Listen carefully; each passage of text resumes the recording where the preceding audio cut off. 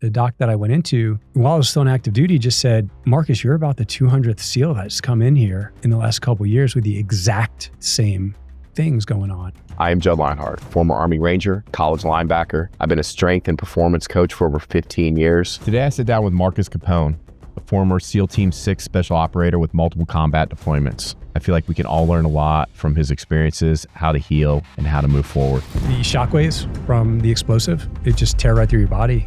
And they were causing these microscars, in the brain and the body, causing full kind of hormonal imbalance, causing depression, anxiety, causing your testosterone to be low. My family was completely falling apart. These are all symptoms of the underlying conditions though, right? We're not getting to the root cause of like, why are you acting like that? My experience, and then the experience of a few of my very close friends and operators, it kind of just kicked off everything that we're doing today. The greatest leaders are the ones that are trying to serve more than serve themselves.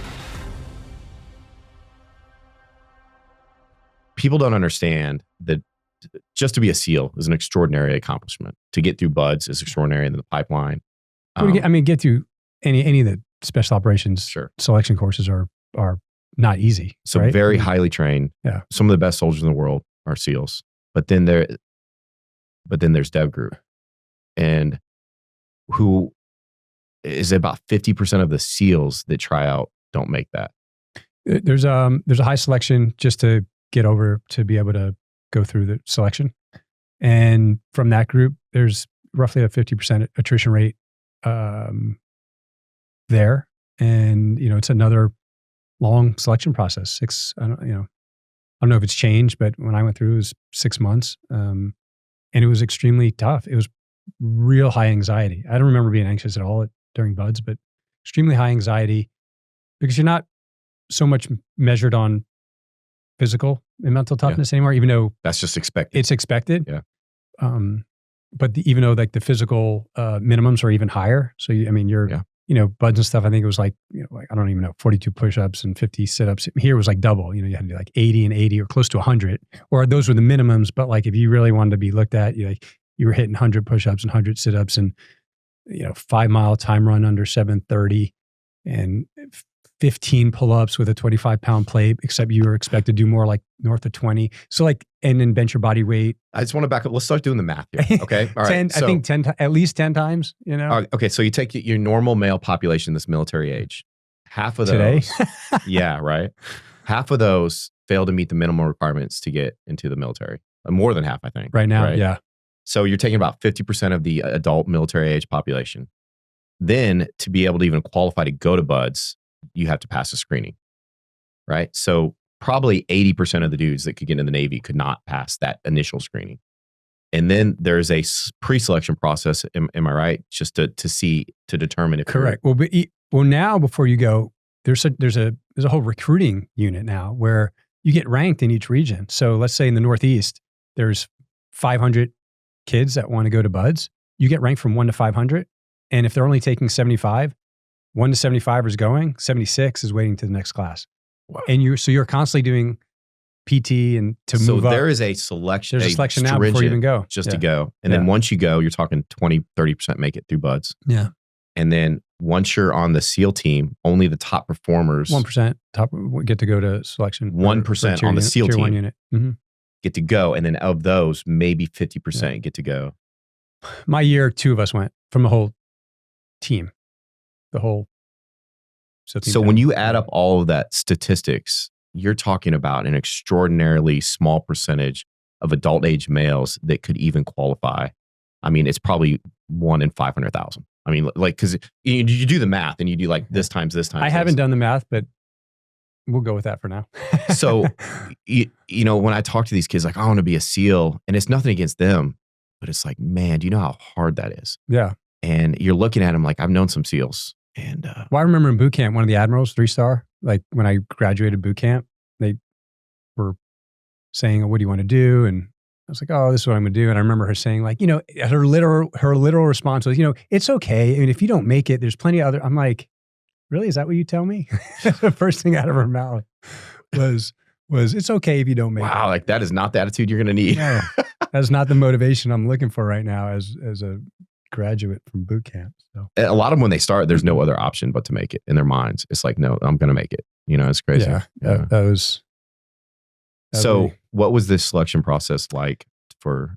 So, after you're assumed to be in literally top physical shape, then everything is skill based versus physical based, which is called buds or boot camp.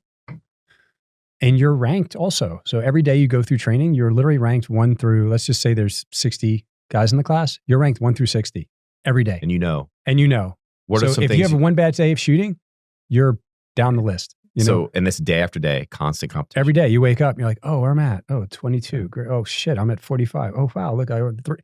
Every day. So it's just a constant competition. And so there's a lot of stress, when you're going through that. What are some things you excelled at? What are the things they test you on, and what were some things you excelled at and didn't? I excelled at just all the physical stuff. We get tested in. There was another guy in my class. I'm just going to call him out, Mike Barker. He's a close friend of mine, and he was he's also a college ball player, and every time I would be number 1 in a physical evolution, and let's say my time was 10.2, his would be 10.1. Or I would do something and I'd be at 2 minutes and 35 seconds. His would be at 2 minutes and 34. Awesome. And I was just like, God, who is this guy? That's funny. He was a phenomenal athlete. He could just not work out ever and just beat everybody. Some people are just it's insane. He's incredible. So the physical stuff I loved, and I was really good at counterterrorism, CQC. That's close quarters combat, right? Yeah. It's one of the main things that tier 1 units are good at. And I loved it. I gravitated towards it. A lot of the bigger guys, breachers, kind of combatant guys. You were a breacher, correct? Yeah, I was a breacher. Yeah. And so I loved that piece of the work. And I really studied it. And, before I went through selection, I practiced, so I was ready. Proper planning prevents, piss poor performance. And I had a very good selection. And I don't know if I ever even, this is stupid. Of course I made lots of mistakes, but I don't remember ever getting, I don't think a safety violation is a big deal. Yeah, it's a big one. Right? You do all types of things, but I was just very focused. Yeah. And there's plenty of guys like that. So I excelled at that. I really excelled at shooting a pistol. I don't know why. I never shot a weapon ever before I went in the military. And the pistol for me was I was good at it. In my first platoon, I remember beating a bunch of instructors who had been in for 10 or 15 years. I bet that went over like a fart and shit. It did not go over very well at all. And they're like, who is this one platoon guy who knows nothing? But it just came natural. Now, what didn't come natural, and I think I've talked about this before, shooting a long gun. So which that's crazy because to me, shooting a pistol is far more challenging. Yeah. I don't know. It's instinctual, Yeah. Yeah. And again, I never shot either. So it took me a lot of work to shoot, the HK. Yeah. But I was fine, right? I was good. Yeah. But it took me a while, and I had to really just focus on it. You guys were using the HK 416s. And then did you get to choose your weapon at all? And a lot of them. Yeah, we had a ton. And again, they have so many more now. What was your favorite? As I was leaving, I think they opened up the world to everything. All the pistols came in. We were still carrying 6-hour 226, and I couldn't believe it. I was leaving, and all of a sudden, all these new weapons started showing up. And it was just because we've been fighting the GWAT for a while, and money was coming in. And it was hey, there's a lot. I didn't realize there were really nice weapons out there until I went to my first SHOT Show. Yeah. And someone handed me something that I've never felt before, and I was like, oh man, compared to this 6-hour combat, heavy triggered pistol I was shooting. It was. I just remember my brother's in the Air Force, that unit, and how they got treated. I walking into his team room, and they have a dedicated armorer, and then fits it just for 100%. Him. I'm like, oh my God, the Air Force. Why don't I join the Air Force, man? So you had multiple gunsmiths, and literally you can take your weapon to them and sit with them for an hour. Yeah. And be hey, I want my flashlight here. I want this there. I want this pad here. Can you move that over? And not just like normal rails, like they would drill and you know, file triggers, like basically just built your weapon how you wanted it, all of them. Yeah. So it was nice. But That's insane. so going back, yeah. So I excelled at that. Excelled it at you know, I want to say excelled at jumping, except when I actually got to the team, I ended up on the side of a building. Holy shit. Wait, yeah, what? yeah, it was a funny story. Was it hey ho or halo or what? How was that? We were doing practice halo jumps in Arizona, and I kept missing the DZ all day. I kept like, I don't know what was going on, but it was just like not a good day jumping. It was one of those days we had like, you know, like a gazillion jumps. Yeah. And everybody had already left. And I kept landing on the drop zone to the right of the building, having to walk like and when I say walk back, not far, like 50 yards. Were you trying to land on a building? Well, I was trying to land on the small drop zone that was there, but I kept, the building was coming and I was like, God, I'm long again. So I'd like go to the right just to make sure I was safe. Yeah. Finally on the last jump, people went home. I'm like, I'm going to do one more. And I make the turn to come in and I'm like, am I going to be long again? I'm like, no, I'm not doing it. So I get on my front risers, and front risers, you know, pull the front of and like now I'm like burning into earth. I'm like, I'm going to make this. And I did. And I get right above the drop zone and I'm like, oh, I gotta plane out. So as soon as I plane out, fucking parachute. I mean, obviously I was way too long again, but I didn't go right this time. The building is right in front of me and I plane out and this building comes up to me about as fast as you can blink. And thank God I hit the brand new garage door that was just installed because just 3 feet to the left that was... Do you leave like a body imprint on the door? No, I caved the whole That's awesome. Garage door in. That's awesome. I had to pay for it because they had just gotten a new garage door. And that's how hard I had to crack my helmet. Holy knocked shit. me the fuck out. Like, it was, damn, dude. Oh, it was crazy. People don't understand how hard it is to free fall. First of all, it's an incredibly difficult skill, especially with a group of people with equipment on. Oh yeah. Like, you know, all of it. It's not like, I never free fall. Just static line. It's nothing like static line. No, it's, and you get hurt. Obviously a ton of people get hurt and get killed. And it's super unfortunate. We've lost guys and lost teammates from it.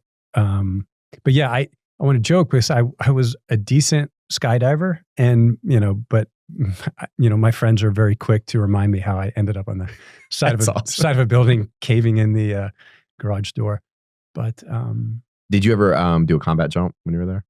No combat jumps. Just training. 25,000 feet. That's another frustrating part. The amount of training, because it's a crucial skill to have for insertions, and then the amount of times you actually get to employ that in combat, and how successful those jumps are. Yeah. It's there's a lot of things that go wrong. Like it shouldn't be the first course of action for sure. It's just like fast roping. It's like, dude, if you're fast roping, it's not a good situation. Yeah. Now, when you do it well, though, you really can get anywhere, right? Yeah. And you can fly a long distance. And we did obviously train for it a ton. And it's not, the fun jumps are fun, right? That's why they're called fun jumps. Yeah. But, loading up, just like static line, you load up with all that equipment and you're sitting around or you're sitting in your harness for 45 minutes to an hour. Those dudes that jumped into Panama, man, that was like an 8-hour ride on a C-130. Yeah. To jump at 800 feet in combat. Like, that's fucking miserable. And a bunch of guys got hurt, right? Yeah, a few died because they didn't have time to open the reserves. I think most of the people died burned in.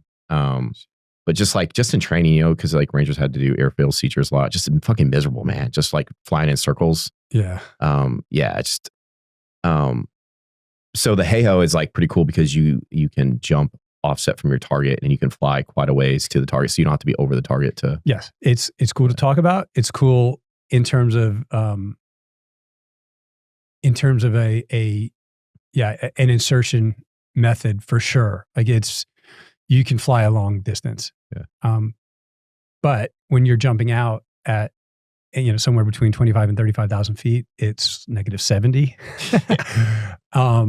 So you're literally frozen. And you tell a story that you almost froze to death one time, or you thought you were going to in training, like you weren't prepared for it. I got to the ground and both my hands were, I couldn't move them. They were that cold. I was sticking them under my arms while I was in my harness for 45 minutes. And when I got to the ground, I had to let I couldn't move them. I had to let the blood come back. I mean, think about it.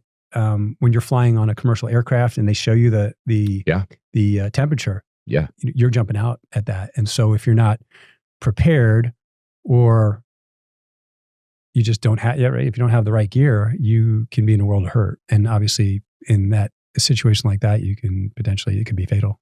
Yeah, it's crazy, man. Like I remember like some of the Vietnam guys, because for the exfil before helicopters were like a thing, they'd have to like fly over and like pick them up on that V-wing. I can't remember what it's called. You know what I mean? Oh gosh, that sounds crazy. And they were in the jungle, and so they're like in the fatigues and they're sweating, and then the helicopter would fly up, or the plane, to like 9,000 feet even, and it'd be not even close to how cold it was for you guys, but still like 30 degrees Fahrenheit. And then they would drop them off, and they'd be like frostbite, and like tell stories like people having to come out to like get them because they couldn't move, like how miserable it'd have to be. Yeah, that's why when so it's a lot of things that most people don't see or hear about is all how I just remember a lot of discomfort.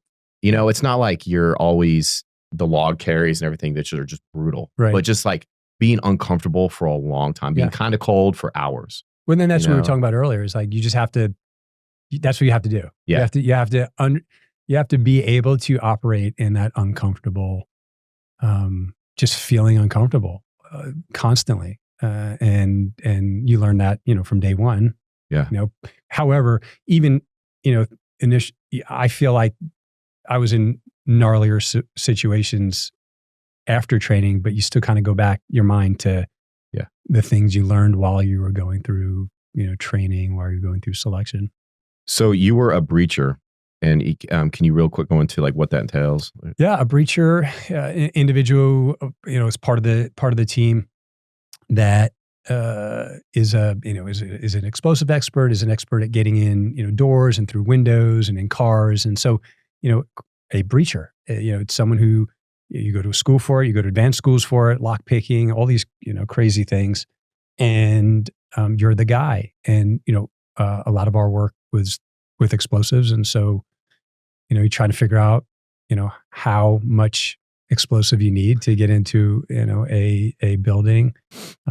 Too much could be, for obvious reasons, could be bad. And so that's what I did. I loved it. Most of the guys are trained in everyone's somewhat trained to a proficient level in explosives. And then the breachers, you go to some extra schools to be proficient at, and being a breacher on a ship is completely different because there's like a lot of steel and up and down, and it's a different type of charges that are able to do different type of things. Yeah, there's a science behind it, I'm sure. Yeah, there's definitely science behind minimum safe distance, right? Because you will get your world rocked, and that doesn't really happen a lot in combat, right? The MSD. I don't think ever. I mean, you just don't want to see the charge, right? Just like you don't want to really see if you're in like a danger close situation. You don't want to see any of those rounds because, as you know, those rounds are going to come back at like 400 miles an hour. Yeah. And if you're exposed, it's going to crush you. Yeah. There's always that math you have to do, like, because to meet the minimum safe distance in combat, it takes longer to get into the breach. And then that poses risk. So it's not like you guys were just being callous with your safety. Like you have to kind of crowd the breach a little bit to get through the breach. Minimum safe distance in combat was we didn't even, honestly didn't think about it. If you just didn't want to see the charge. And if you did, you just put your head down and, you felt like stuff hitting you. But, that's why.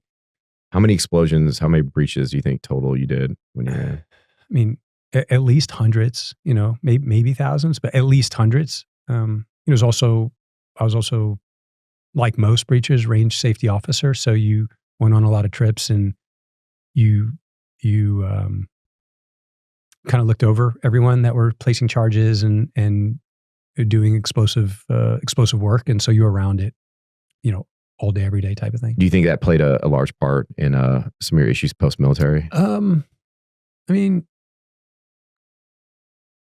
it had to, because now we're seeing all the research that's coming out and saying 100% it did. We'll call them, all these subconcussive blows. We were starting to hear about it in 2008, 9, 10.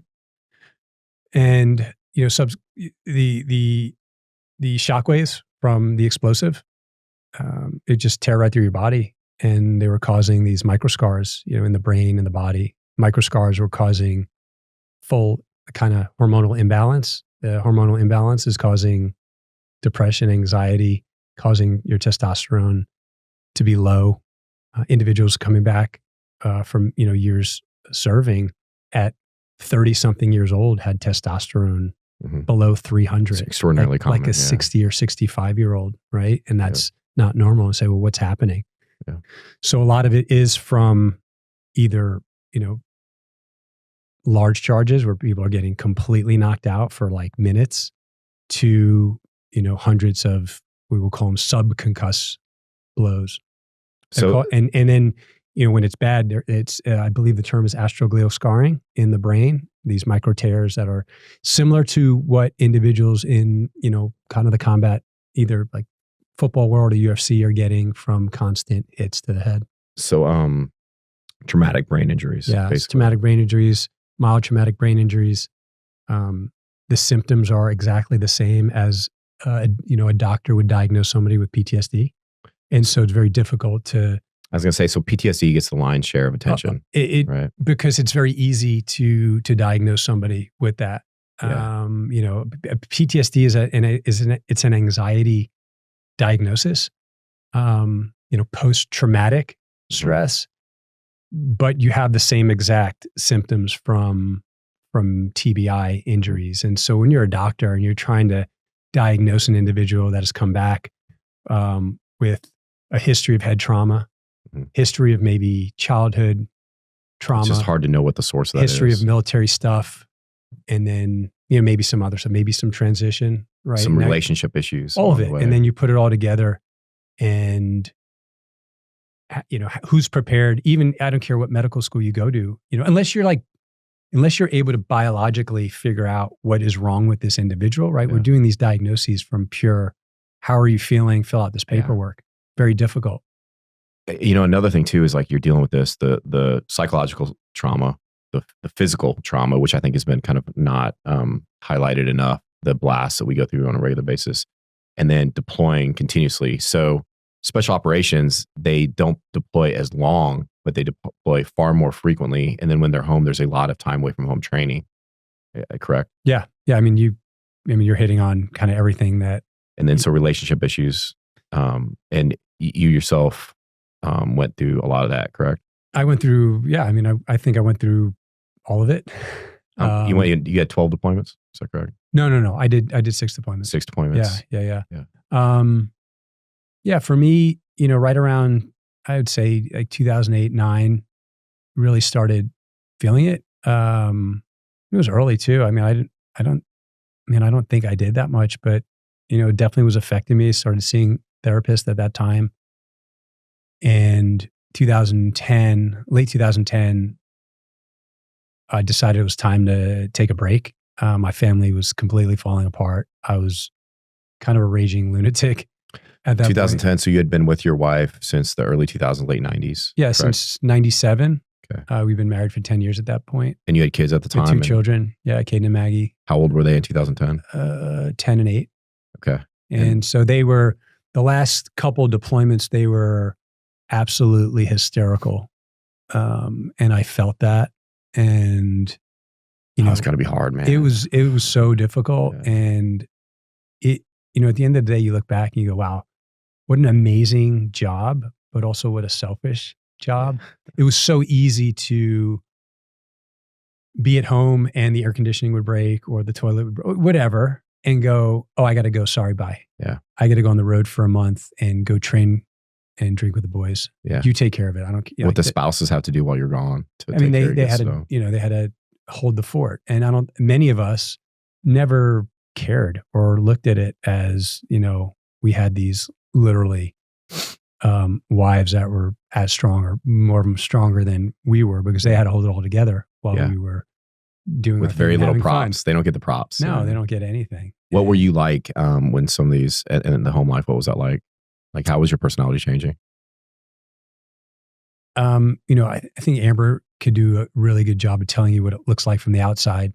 That, I went from this individual that she met that was like kind of happy-go-lucky, funny, joyous, to just like a dark, operator, right? Yeah. Like compartmentalizing everything, extremely angry, extremely focused.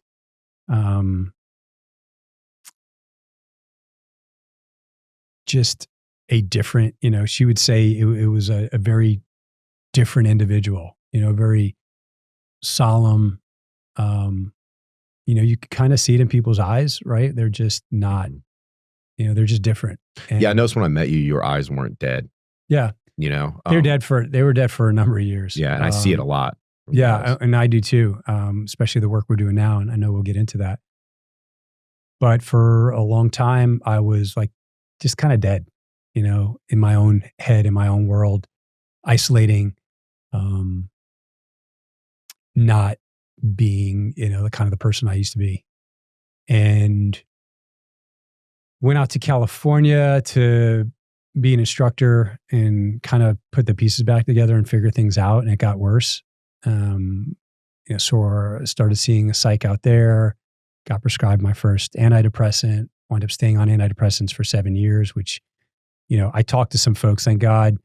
We were chatting about it, how the doctors, it's the first thing they want to throw on you. And for me, I didn't know any better. I'm not an MD. And so, You cover the doctor that apologized to you real quick. yeah, and it's the same doctor who prescribed me my first antidepressant. I saw him at a conference with the work we're doing right now in psychedelic medicine, and he just kind of apologized and was like, "Hey, this is what we know. Yeah.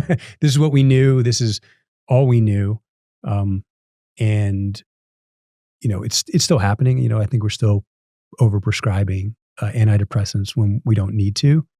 And what we don't realize also is like 50% of the individuals that are prescribed don't even respond to them. So I was one of them. Yeah. And so here you are, you're prescribing a drug that doesn't work, or multiple drugs, right? So, I mean, I can go through the list, but there's multiple. And then they change the dose. They're always trying to tweak it, right? They increase them, Yeah, right? Because you're not responding. So we have to give you more, right? So you still have the side effects of If it. 100 is not good, 300 is going to be better. Yeah. The side effects are horrible on antidepressants. You have low libido, you gain weight, you isolate, you start becoming numb. Not numb like if you're on an opioid numb, but just like numb to life with like no feeling and no anything, no energy. And black box warning on antidepressants are high risk of suicide. Yeah. When I started going to therapy, man, and the first thing they want to do is give me on antidepressants. And I had done enough research to know the massive side effects. And then to hear them downplay those side effects, knowing the truth, made me kind of angry. And they were really pushing them on me. Yeah. And, you did your research. You were smart. I just assumed my medical professionals were going to lead me in the right direction and help me out, because I was really struggling. And the doc that I went into, while I was still on active duty, just said, "Marcus, you're about the 200th SEAL that's come in here in the last couple of years with the exact same things going on." What were some of your symptoms? And he what goes, were some? I don't know what's going on. Like that, that's the thing, Yeah, right? Because yeah. we didn't really know. This was like, Yeah. and not that some knew, some didn't. Some research was happening. It was just the anger, the sadness. I mean, I could literally break down in a Starbucks, or I could break down at a light, or I could break down at a song that came on, or God forbid you play bagpipes. I mean, forget it, from the amount of like memorials and funerals. Yeah. Yeah, dude. And so that was happening on a regular basis. And it was getting worse. So all these quote unquote treatments, like you were doing with the therapist, except I was now on medication. What kind of medications do they have you on other than antidepressants? Lexapro, Cymbalta. I was taking a mood stabilizer. I was also, I had a drug for nightmares, having really violent, like painfully violent nightmares of like knifing and blood. And it was just, who knows how those drugs interacted with each other either, I don't know. And then were you drinking still at the time? Still drinking heavily, still taking Ambien, taking Nuvigil, Provigil for focus, which were giving me like massive headaches. And so I had a bunch of all this stuff. And again, I feel like the more you take, the more you're trying to figure out what's wrong. Yeah. Sometimes the best is like to get off all of them and like reset. And that's why I'm happy when I talk to some folks like, oh, thank God I never, like you, like I know I never went on an antidepressant, except, individuals are still struggling, but they didn't take the SSRI or antidepressant. And so for me, it was a number of years. I wind up medically retiring in 2013 because of all this, and went out in the private sector to work and think that, oh, if I, the military stuff is going to be left behind, I'm going to be good. Still continued seeing my therapist, still continued taking. Yeah, we assume it'll just get better with time. It'll get better with time. With prescriptions actually started getting, obviously got a lot worse. Yeah. And then I started isolating. So isolating from friends, didn't want to go out for years. So my wife would go out with friends. I would just like stay home and I would stay in bed. I wouldn't get out of bed. Or I'd wake up, struggle to get out of bed, try to work, drink some coffee, maybe work a little bit, get frustrated, go lie on the couch, put headphones in, put eye shades on, and try to just like block life out. Yeah. So, this is the things I was going through I remember when I got out, man, at first, like it was, like you said, the complete feeling of like you're disconnected with life for big periods of time, like no emotion. And then there's no like emotional fluctuations throughout the day from a normal human being. And then these peaks of reactivity and overwhelming emotion.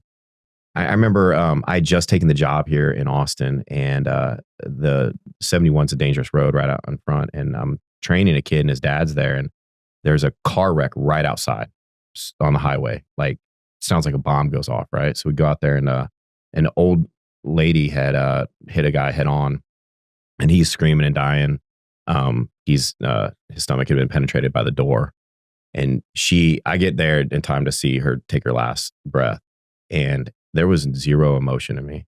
I went from her to try to comfort that guy as he died, basically, and the kid and the dad saw it and were devastated. And my first thought was, after the life flight got there relatively soon, was, okay, we got to finish the session, the speed. And I said to the kid, because the majority owners there, is like, hold on, I got to go wash dead person off my hands real quick. And my owner's like, what the fuck is wrong with you, man? Like, the session's over. Like, these people are traumatized. And it just didn't affect me. And and then I was like, yeah, that's not a normal human response to death. Like, I knew then, I think that was my first inkling that something was wrong with me psychologically. Yeah. And that I needed help. It just, I didn't have that. But then little things that weren't like that would just trigger me, and I'd be very reactive. And I just feel like that's kind of a common thing for guys when they get out, is like death and stuff doesn't bother you as much, but little inconveniences and annoyances and anxiety like will make you very reactive. Yeah. Using that term trigger, I mean, it's the truth. It's a trigger. And I think the trigger is what sets you off, right? So it sets you off to be, angry. Yeah. It could set you off to be upset. It could set you off to have extremely high anxiety. It could set you off to get extremely depressed, right? So these are all symptoms of the underlying conditions though, right? Yeah. And so, these antidepressants are trying to treat the flying off the handle, the anxiety, the depression, right? But they also, the healthy emotional things that we should experience in life, it also dulls those. It dulls everything. Yeah. But still, at the end of the day, we're not getting to the root cause of like, why are you acting like that? So what was it that finally, because you don't take any prescription medications right now currently? Nothing. I haven't touched medicine since 2017. What happened? So for me, all these years of kind of failed treatments. Well, so then let's just talk about the TBI stuff, because you're saying, well, was it TBI? Well, yes, because here we are trying to treat symptoms, and many doctors now that I've seen couldn't figure them out. Now we're coming out of pocket, paying for a lot of these things, going to brain clinics. I went to 5 different brain clinics. Some could sort of tell you what's wrong, but there's really no treatment or cure for like a TBI. There are drugs for symptom control. That's what SSRIs are supposed to. However, half the people don't respond. So why are we giving you a drug if you're not going to respond to it, right? Like, why don't we try to treat the root cause? But so seeing a doctor, seeing multiple doctors, seeing therapists, going to brain clinics, none of this stuff is working. Lucky for me, obviously Amber's working with a doctor who was a former SEAL, Kirk Parsley. Kirk lives here in Austin, and thank God for him. He and Amber were working together. His best friend was going through the exact same thing that I was going through, like to a T. Except this guy had been in 3 times longer, many combat deployments. I can't say his name because we always promised we would never talk about him. He likes to kind of, keep this stuff quiet. But, he had tried all the same treatments and they failed him. What he did is he went to a retreat center in Mexico that was providing a drug called Ibogaine. Ibogaine is it's technically not a psychedelic.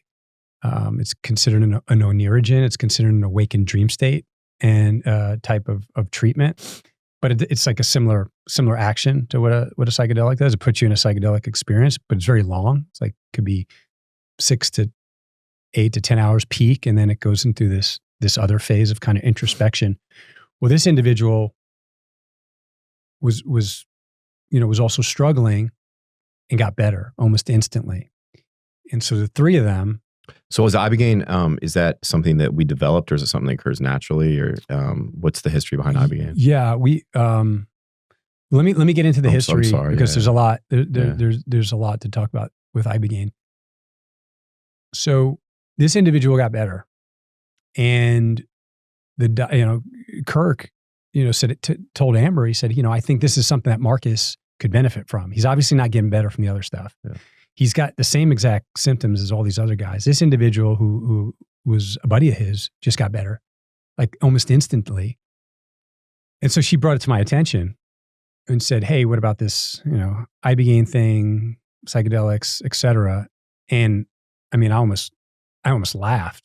I'm like, are you kidding me?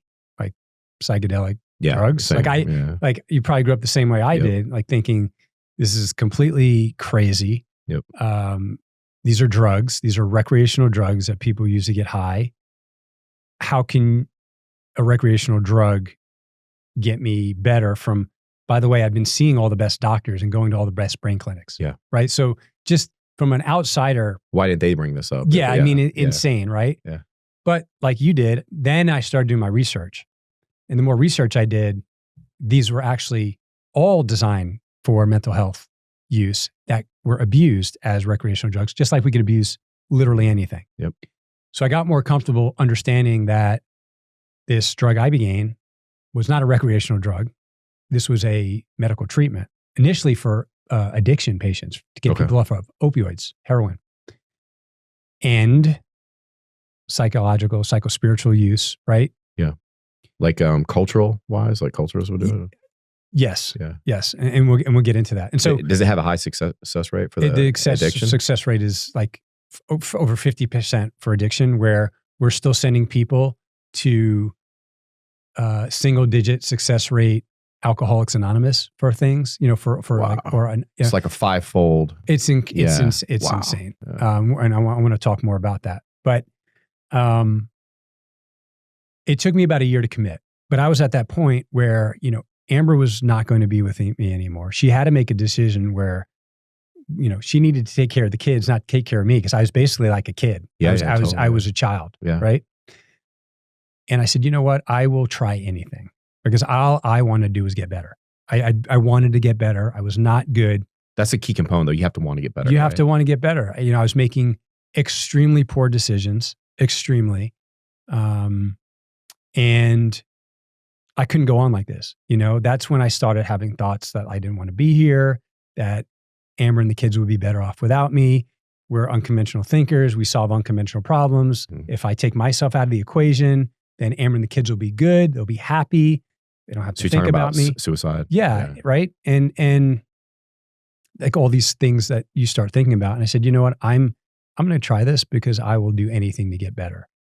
And I remember literally walking out the door and going, don't think that some ridiculous psychedelic is going to change me. Like, look what we've done over the last 7 years. We've tried everything. Yeah.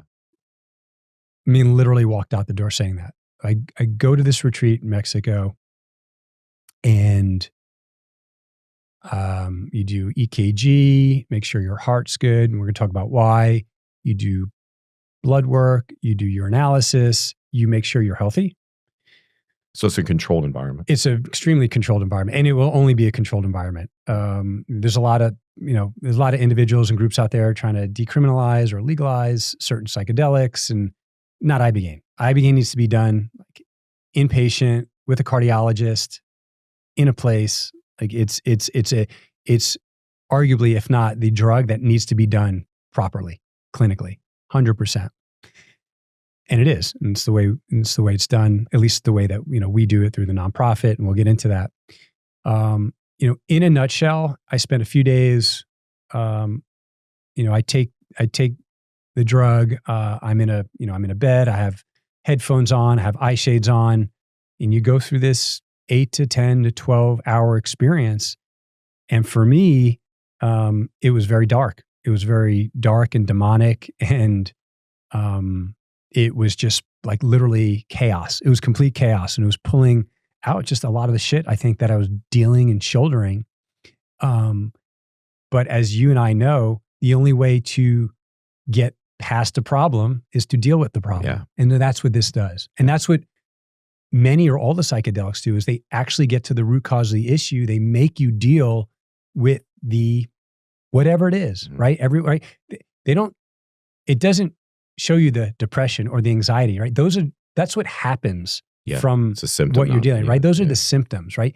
It gets to the root cause. If you get to the root cause, all that other shit So we're goes actually away. trying to help the human being rather than just mask their symptoms so they don't pose a problem to Just like we're others. talking about with health and wellness and fitness and everything else, right? Like, let's not work on the thing. Let's take the whole body and figure out if we can, we can help the ankle. Let's not just look at the ankle. Maybe it's the knee, maybe it's the hip, maybe it's the lower back that's causing your ankle in pain, right? It's a great analogy, yeah. You know better than anyone, right? Yeah. And so that's what you're doing here with psychedelic therapies. Again, Ibogaine is a special drug. Going back to your initial question, it's an alkaloid from a root bark called Iboga. Iboga is like the plant. Iboga has, I think, 13 alkaloids in it. It grows in West Africa, and it's synthesized. So they're like pulling out the alkaloids that work. So this wasn't a man-made compound. It's not a man-made compound. Well, it is now, will be. Okay. But it is Not originally. Yeah, it was derived from the root of this this I think it's a tree, or I think it's called a shrub. It grows about 10 feet. West Africa, West Gabon, and Cameroon, and it's been used for thousands of years by some of the tribal folks in the area, the Bwiti, and for all the reasons we're talking about, for spiritual growth, for mental health, for ailments, for diseases, bacterial, like it does a lot of different things, right? And it was, I believe the French manufactured it in the 30s under a drug called lamberine, and it was used in small amounts. It's actually it's like an amphetamine, so it's like gives you energy. Mm-hmm. When it hits a certain dose, it turns into a true psychedelic. Yeah. And that's the dose that you get to deal with these mental health issues. And it was a very, I will never forget, it was honestly one of the hardest things I've ever done. And so we were just talking here about buds and selection, all these things. This was like one of the hardest things, because I also puked all night. Yeah. They call it purging. So it's not a pleasant experience. It is not. It's not pleasant. Now, I'll tell you right now, if I do it right now, it'll be pleasant, more pleasant. I mean, I may get sick from the drug, or some of the spiritual folks will tell you is like you're purging, purging trauma from the body, or purging kind of waste but that first experience, I consider it kind of like filtered out all the garbage, right? Like just got rid of everything. And when I woke up, 12 hours later, or I'd say 24 hours later, it just felt like the world was— You could feel an immediate difference. Immediate, like lifted off my shoulders, like gone. And I was so happy. I was like, wow, like, wow, I can't even believe how I feel right now.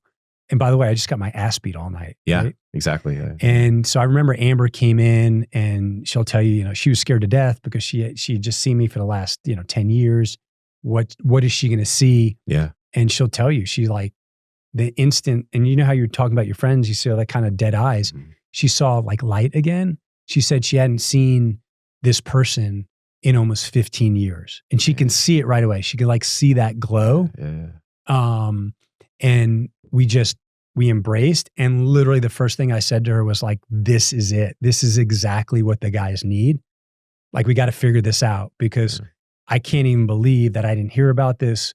I can't even believe nobody's talking about this. And that kind of launched, where we're at today, launched Vets.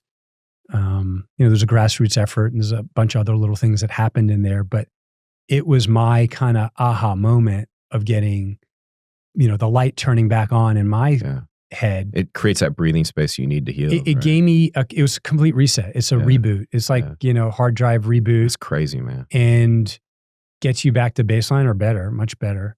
And all I wanted to do from that point on was pay it forward because I knew that I wasn't the only one, after going into that doc 7 years earlier and him saying like, hey, you're the 200th guy that came in here with these symptoms. Yeah. Individuals are struggling. And it's just when I started talking to several of my buddies over at Dev Group, guys I went to Buds with that I respected, who were like, dude, something's not right. Like, I'm not right. Yeah. So I started telling a few of the folks that, let me tell you this crazy shit that I just went through. Are you interested? And of course there were a couple interested. Well, first, I tell a funny story too. My closest friends I served with, they said they got off the phone, my first conversation. They literally looked at each other and said, Marcus is crazy.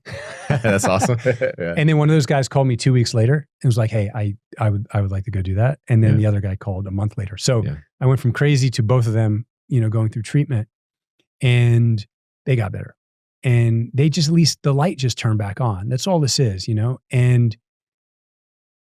and we just didn't know, my wife, Amber and I just didn't know anything. And, the way that all this works, if you want to call it, the universe, you want to call it God, like right at that time, I get handed a $25,000 check from a friend's mom who wanted to donate to veterans causes. Yeah. And he said, well, let me tell you about what I went through. We treated sometimes the coincidences are so great. It's you're crazy like, this can't be anything other than something. Yeah. Exactly. Much bigger than us. Yeah. And we treated 5 individuals with that $25,000. And we were like, wow, money-wise, compared to the amount we spend every year on antidepressants and anti-anxiety and nightmare drugs, consider the bargain that is. You know what I mean? It's like I just spent over $100,000 between multiple charities and out of our own money, literally, and credit cards. Like, we ran up debt to try to figure out what I was going through. Yeah. $5,000. I mean, come on. That's right? Crazy. A month at these AA clinics, I think they're charging insurance companies, like I just heard recently, and I'm not gonna talk about some of these groups that are out there, $40,000. Holy shit. To get a person that has got a single-digit success rate. Holy and that shit. You get back in there like 5 times. Holy shit. Like, it's a racket. Honestly, yeah. It's a scam. Yeah. It's a scam. I'm just going to say that right now. Yeah. And so this is nothing, right?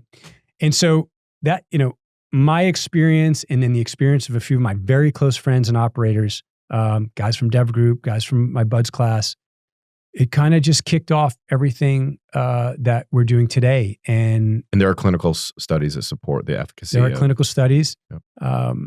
Vets, my nonprofit, our nonprofit launched in 2018, Grassroots. We officially received our 501c3 status in 2019.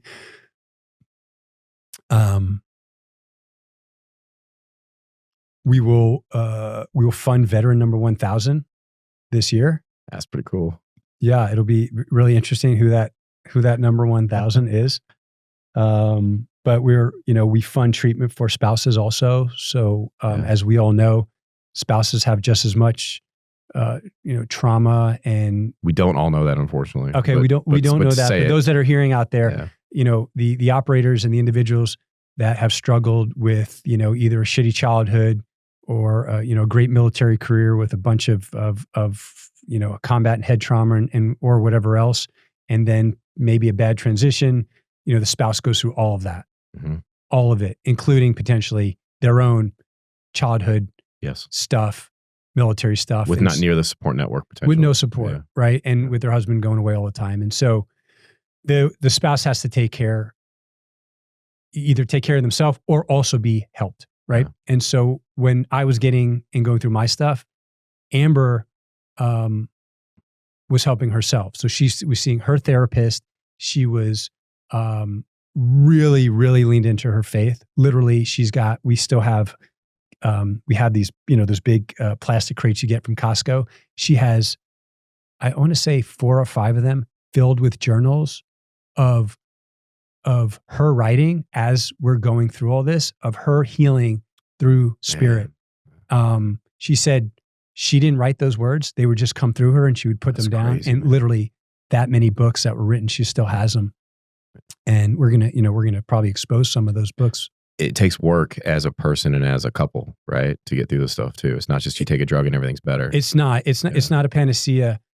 Yeah. And why I talk about the spouse, if you want to stay with your spouse, if you want to have that family unit, you both have to work, because if one gets better, what we saw initially is, the individual would get better, the operator would get better, but the spouse would sit there with arms folded and go, "Are you kidding me? Like, I just spent 25 years cleaning up your bullshit. It's still about you. And you're great and I'm not." Yeah. So we started seeing that. So we started building in all these programs. That's with fantastic. Vets. And so the pillars of Vets focuses on resources, research, and advocacy. Resources being, we fund individuals to go do treatments, right? That was that's how it started.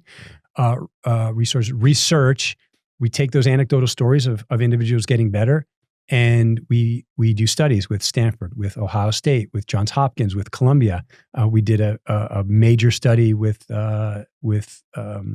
Stanford University. The lead researcher, Dr. Nolan Williams, who's just an amazing individual, who took this on. And honestly, Stanford called him crazy, said he would ruin his career. Man, that's great. It takes some courage. It took incredible courage.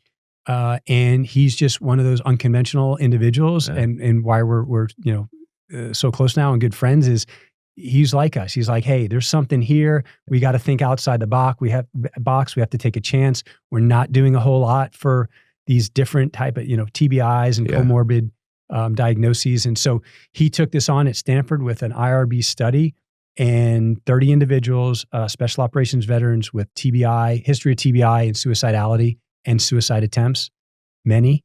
Green Berets, Rangers, SEALs, MARSOC. You had 30 individuals that did fMRI, so brain imaging results before, did the Ibogaine treatment, did brain imaging results after, including the symptoms rating scales. Yeah. Science has never seen the results of what a drug can actually do to an individual before and after, and really what the real factor was the brain imaging showed the actual brain structure. So you could see the change. You can see the changes. That's crazy. So that study was initially published in Nature magazine last year, or in at the end of 2003, maybe it was the beginning of 2004. There's going to be about 7 more studies that come from that on the brain imaging and everything else. Do you think FDA approval is? There's a lot happening. Yeah, there's a ton happening Yeah. from that study, and That's fantastic. And it's incredible. And so, will this be a treatment for TBI? I mean, not as a non-FDA government working non-medical professional, maybe, right? Yeah. I mean, there's promise. I have now seen it enough that it is absolutely doing something. What are the hangups with the FDA, safety concerns, and how do you mitigate let's those? talk about the safety concerns. People shouldn't be going out and just doing Ibogaine, right? Okay. Like 100%. Do not, I'm warning, do not do that. You may die. It's not a fun drug either. It's not a fun drug, and there is a cardiac risk with Ibogaine, with higher doses of Ibogaine. It does something to the heart without getting into what it does, but it could put the person into arrhythmia, could put the person into a cardiac arrest. How, if you do the proper screening.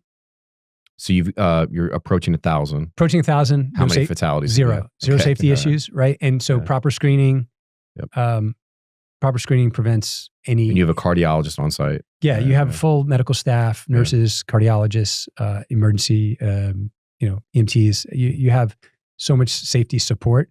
You do EKGs before. If you have any type of issue with your heart, you are automatically screened out. You do blood work when you get there. You do urinalysis. You also do another EKG. If anything is not right there, you screen out. So if there is anything wrong with the individual, you screen out. If the person has a good heart and they're not on any amphetamines, blood work, urinalysis, then you're good to go and you can go do the treatment. So a lot of the risk came from the fatalities we're seeing were like heroin addicts, people that weren't screened, that had issues from that drug abuse for years, and then their hearts couldn't. Correct, because this drug does a few different things. One, it was initially used aside from being a stimulant in the 30s in France, which they took off the market.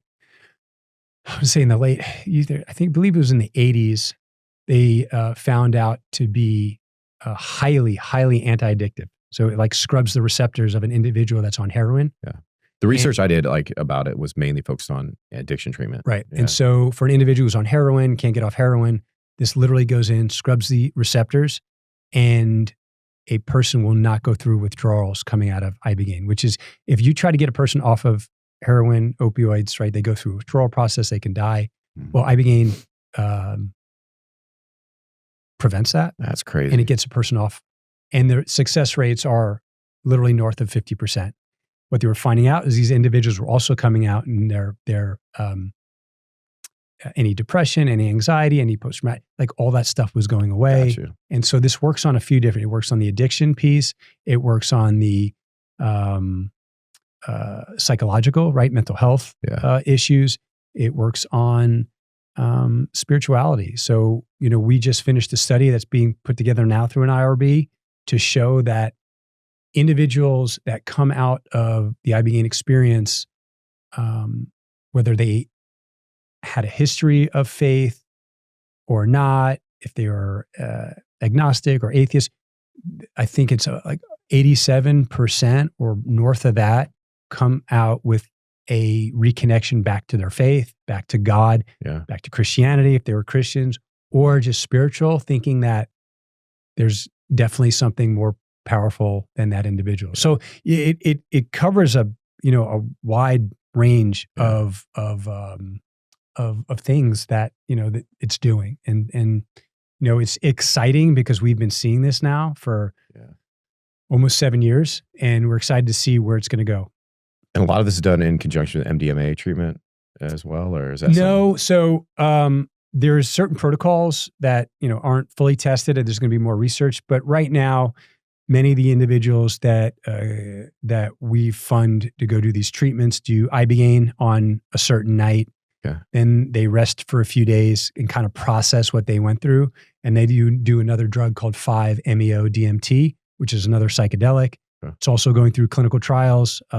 Several companies are taking through clinical trials for anxiety and depression. And so the combination of these two seem to be really beneficial for an individual, where the Ibogaine can be an extremely like deep, dark journey. Yeah. And 5-MeO kind of like polishes the individual, I got you. Yeah, kind of brings them back from that dark place and shows them the light. And it could be a very, very powerful spiritual experience. And so the combination of the two, after you just got your ass beat for 24 hours, and now we're kind of like making you feel better. Right? Gotcha. Like that's kind of how they synergistically can work in a non-medical explanation. Totally. Yeah, right? we're none of us. I'm not a doctor either. Yeah.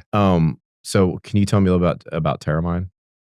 Yeah. So just to finish with vets, my wife, Amber, who's just a saint, my best friend, and she's just steadfast and she's incredible. She runs vets full time. She's the CEO. There's about, I think we're talking like 38 individuals now with board and independent contractors and full-time employees. Like it is a business.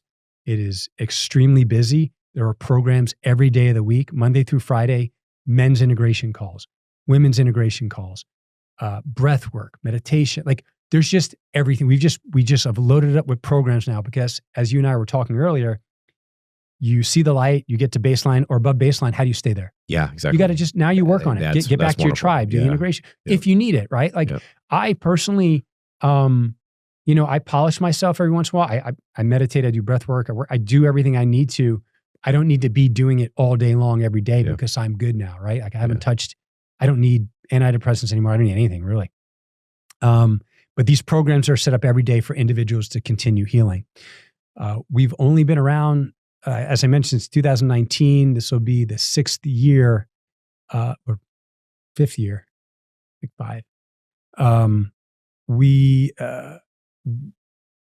just got selected by Charity Navigator. Vets just got selected by Charity Navigator, who they rate all 225,000 plus nonprofits in the U.S. We just got ranked in the top 4, one of the top 4 charities nationwide. Out of 225,000. We just got an email last week, and we were still kind of pinching ourselves a little bit, thinking like it's not real or there's got to be something else to it. But no, we've only been around for 6. The other 3 nonprofits have been around for either like 20 or 25 years. And so, it just shows everything we're doing is right.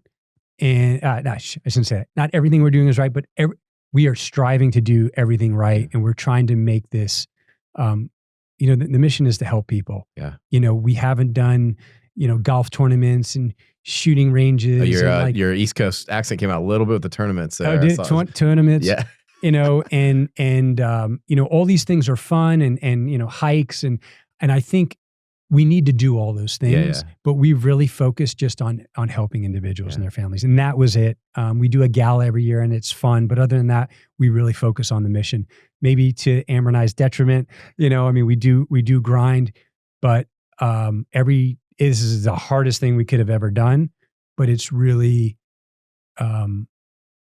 it's all purpose. Like it's when you see individuals keep their families together and say thank you, like that's all we need to keep going. Yeah, I see guys get out of the military, especially doing something with like special operations related, and then finding a sense of purpose post. It sounds like you found a purpose, man. And it's it. And like I said, it's still not easy, but I feel like now we have to do it. Yeah. And that's why it's just like, oh gosh, we're still like you get multiple text messages a day or messaging, just like how bad individuals are doing, how down and out they are, and that weighs on your psyche too. But then you get that message, a month or 2 months later after they go through treatment, say, dude, you saved my life. You kept my family together. That's all we need to keep going. Yeah. I don't need a single penny for that. Yeah.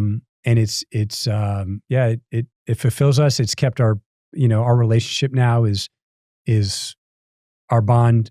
Amber and I is like nothing that we've ever experienced before. We are truly best friends. And what do you think one or two of the keys to a long-term successful marriage, if you had to kind of boil it down, like if you have to work on it. So people that think that getting married is the hard part and it's over, that's just the beginning. Staying married is extremely difficult. You literally have to work at it all the time.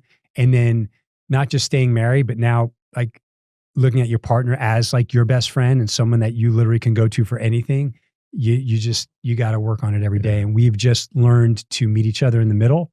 We've learned to be able to deal with each other when you have your down days and understand that, everyone has their time where they may not be the nicest, and you just kind of have to pull back instead of lashing out and fighting with each other. And I think we've done a really good job where we were at a point where we should not be together today at 100%. We're either too stubborn.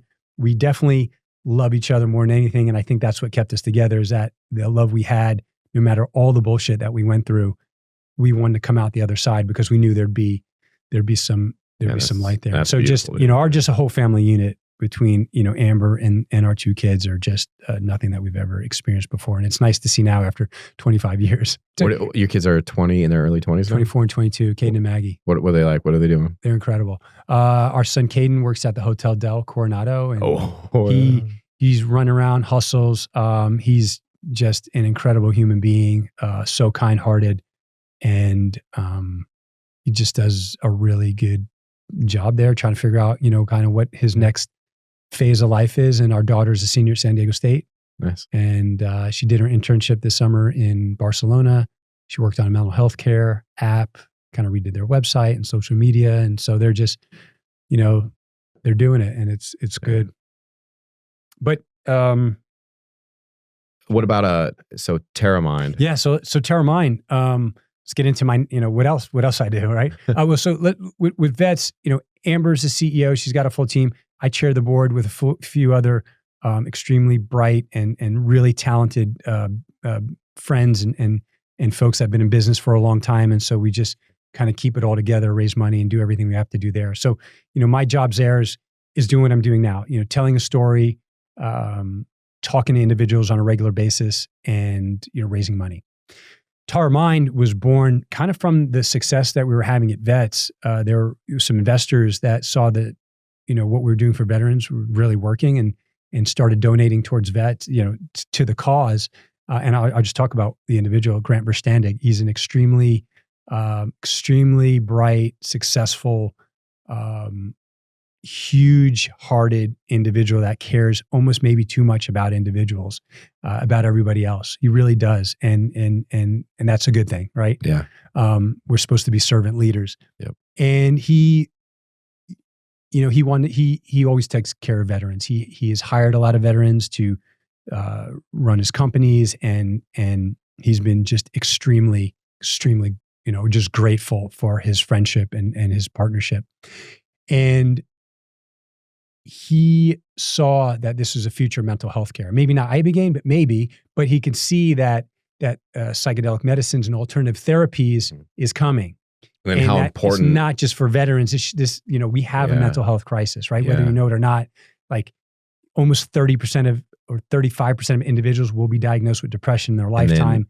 It's crazy. I feel like we've started to see the importance of physical health in our employees, in the civilian world. Yeah. And then I think they're starting to see the importance of their mental health now. When your physical health goes down, your mental health, right? You gain weight, all of a sudden you're depressed. It goes hand in hand. And he saw that. And he just said, what you're doing for veterans, Marcus, is what the private sector needs. This is the future. We should figure out how to take this to the private sector. And so I got hired he had just started a venture capital firm, Red Cell Partners. It's out of Tyson's Corner.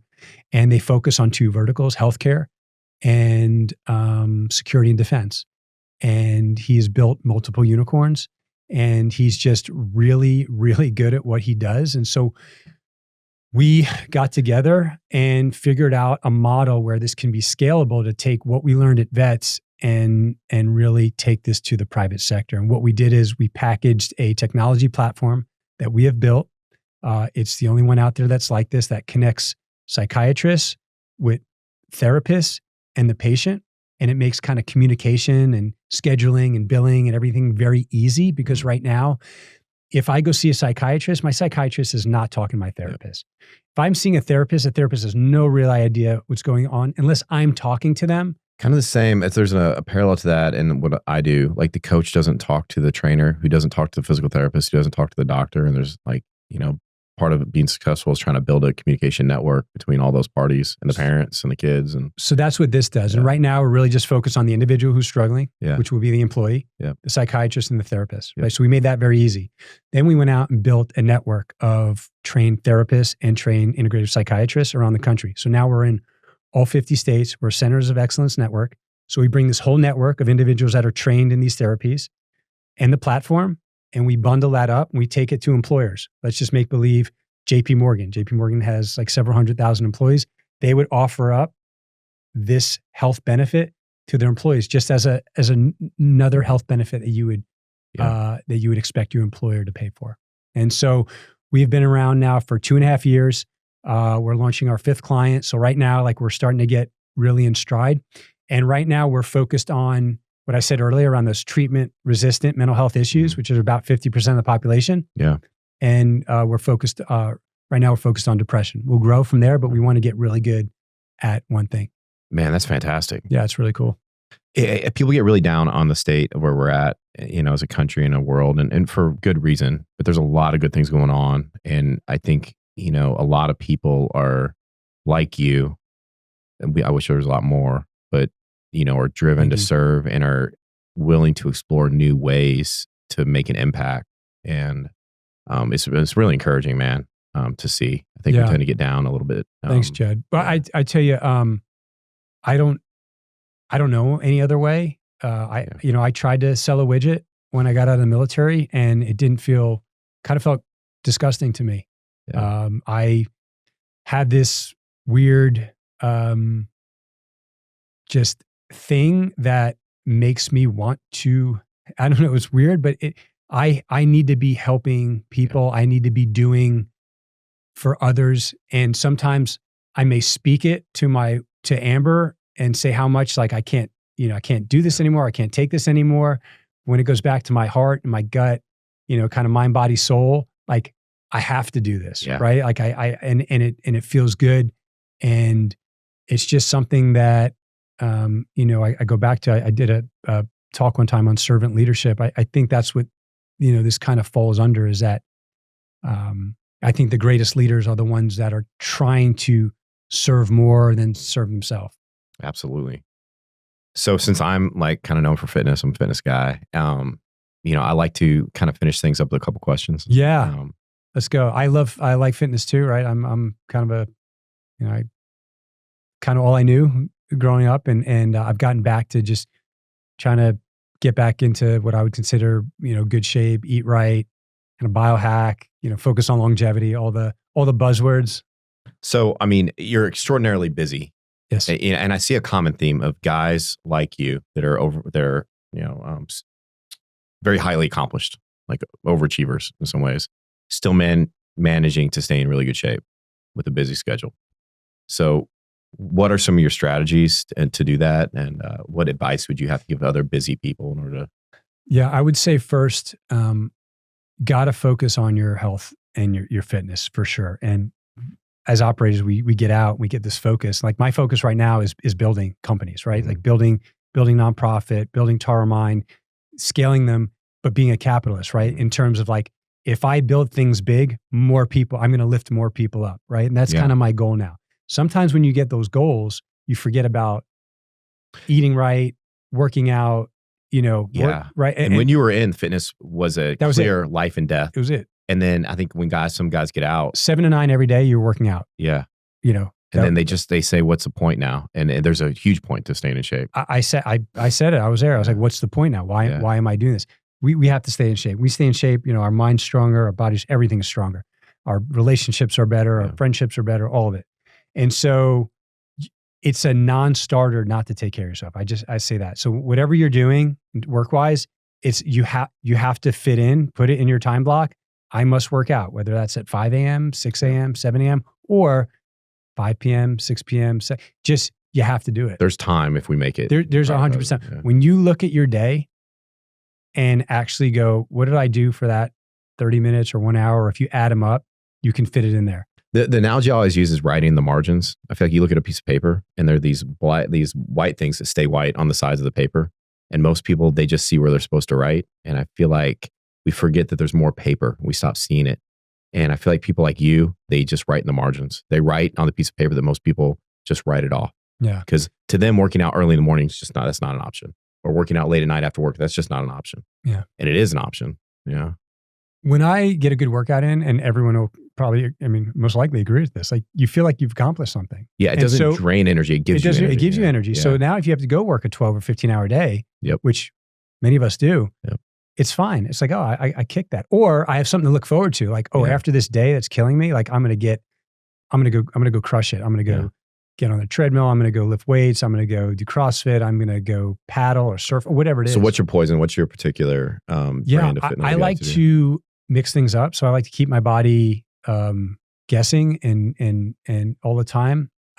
Lately, kind of my I would say my cardio has been a lot of zone 2, just because I've been hearing about it a lot. So I've been reading about it a lot. And it sounds like, I'll tell you, Red Bull came in the SEAL teams a number of years ago to train us and teach us, and told us that we need to be training most of the time, 80% in that zone 2 range. And the other 20%, we could redline. Mm-hmm. So your CrossFit, your 170 I tend to agree plus, with that, yeah. Right? And so because of that, we've changed a lot of training. So I try to stay in that kind of 131 beats to 48 beats per minute-ish zone 2. Most of the time, right? Burn the fat. And then I'll lift 2 to 3 days a week, strength training. My strength training is I never do a set, sit down.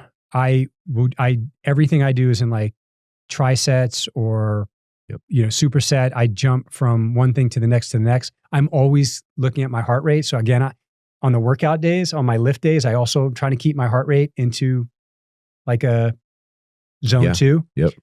If I see it falling, I literally may jump on like the woodway and jog a little bit to get it back up. And then as soon as I'm jump right on like an incline bench or whatever.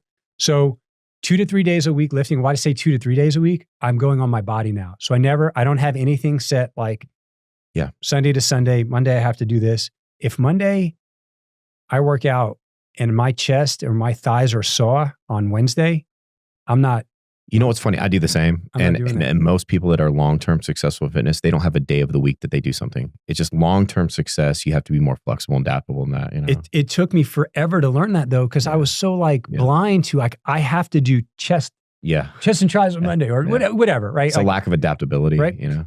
And so I now listen to my body.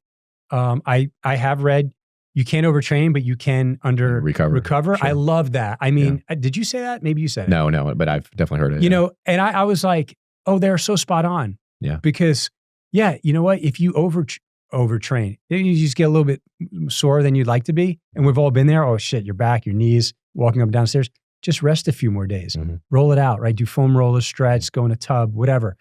So I do zone 2. I lift according to my body. I do some, when I do my full body, I may do like a 45-minute like kettlebell routine. It's fantastic. Head to toe, which is awesome. Yeah. And my heart rate's up there. I do 10 to 15 minutes of mobility before, always. And I do 10 to 15 minutes mobility, stretch, foam roll after. And then my diet's been really tight. I did a full elimination diet recently just to see why my stomach for 40 years, why I fart too much and like, and I realized when I got rid of all the carbs, I stopped. Carbs have been like, I'm not anti-carb. I love carbohydrates. Yeah. Well, I mean, I think we tend to either demonize carbohydrates or think that they're essential. And I think the body's a lot more flexible than that with our nutrition. And I think you're spot on with like how you're training. We get kind of dogmatic about our training and people think like supersets because they're slightly less efficient at strength and muscle size than straight sets with a full rest and recovery. And if you're going to be a world-class power lifter, I probably wouldn't be getting my heart rate up between sets, but for 99% of us, including myself, it's a very efficient way to exercise. And that's what I'm trying to do. You know, efficiency. Even like, what's his name? The longevity expert now. Well, Brian Johnson, right? He spends $2 million a year, but he even says, he goes, hey, I do this workout and need this for what I'm trying to accomplish. He's like, I think he does like a 10-minute hit after his lift. He goes, I'm not training for anything. He's like, I just want to be just where he's at, right? And you can get really strong supersetting and lifting with your heart rate up. I mean, if you came to me and say, I want to be the best bench presser in the world, I would advise you much differently. But it's funny that the guys that just want to be strong are trying to train like the world's strongest people. Well, it's like, yeah, man, but you also want to take care of your heart and have some kind of body composition. For me, it's overall, right? I only want to be able to do a few things like in terms of hobby, right? I want to be able to surf always, stand up paddle, play some golf, hike if I have to. But other than that, unless I'm training for the CrossFit Games or, a 200-mile race, I don't need to go outside of the hour and 15 of everything I'm doing on a regular. And like I said, I like to, I like all these things, right? So I like cold tubbing and I like saunas and I like, tons of supplements and. Yeah. I mean, we tend to be very dogmatic about that stuff too, especially guys like us. We, in the past anyway, we kind of snub our nose at temperature therapy and supplementation and meditation and breathing. And I think one of the good things is we're kind of finally starting to come around, and myself included. When I was in my 20s and early 30s, I just thought it was like breathing, come on, man, give me a break. And temperature therapy, like whatever, it's a myth. And then finally we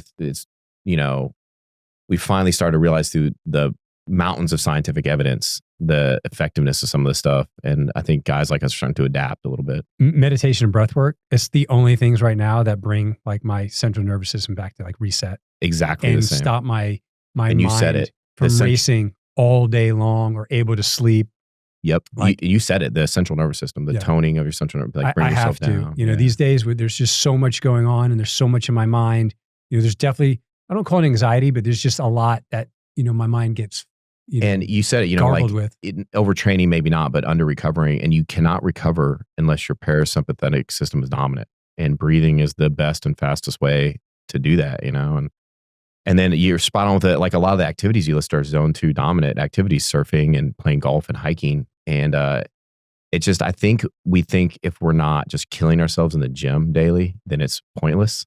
And there's something to be said for long duration, moderate to low intensity, because it builds like metabolic flexibility to where you can tap into your fat stores. So you're not always like glycogen depleted.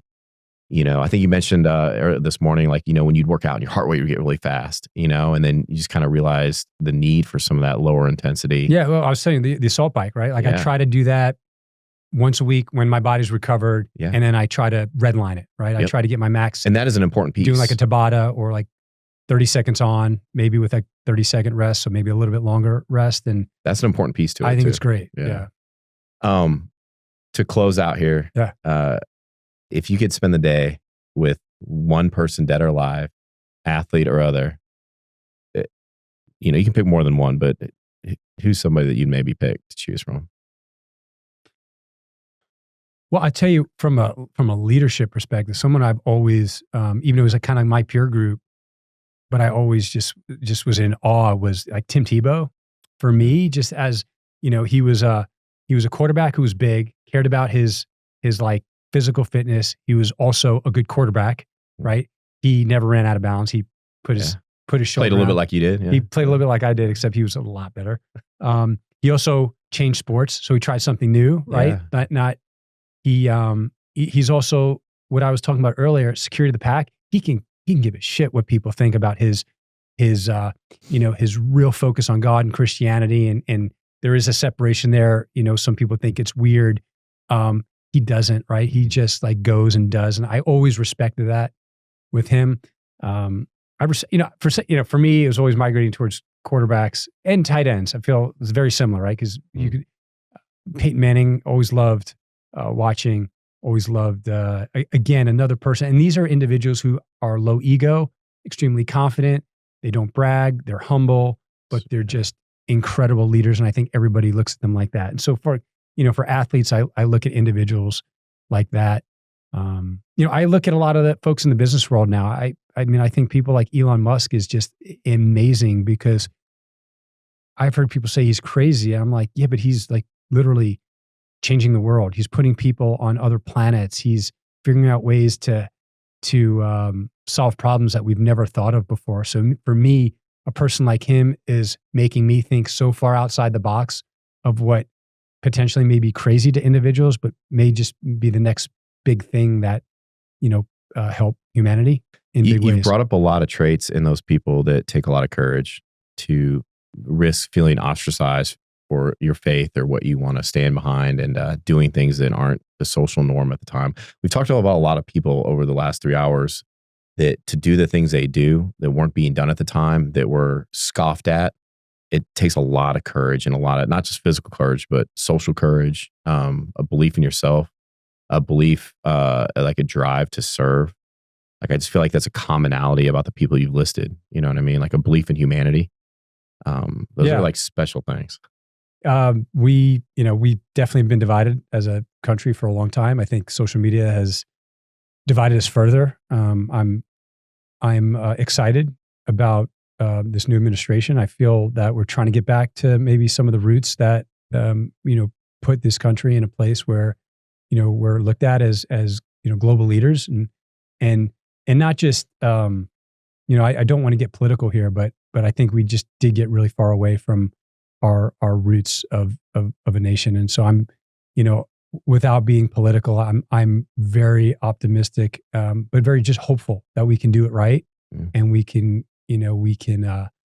cross party lines. And I think what we've been doing with and why I bring this up, what we've been doing with mental health care, I feel it's extremely purple, right? So I feel it's red and blue. It's the first time I've seen individuals from both sides of the aisle be able to come across and actually agree upon, you don't have to agree about fighting wars or helping individuals from that don't think the same way or do the same thing, but we all, I think, could agree on helping people, healing people.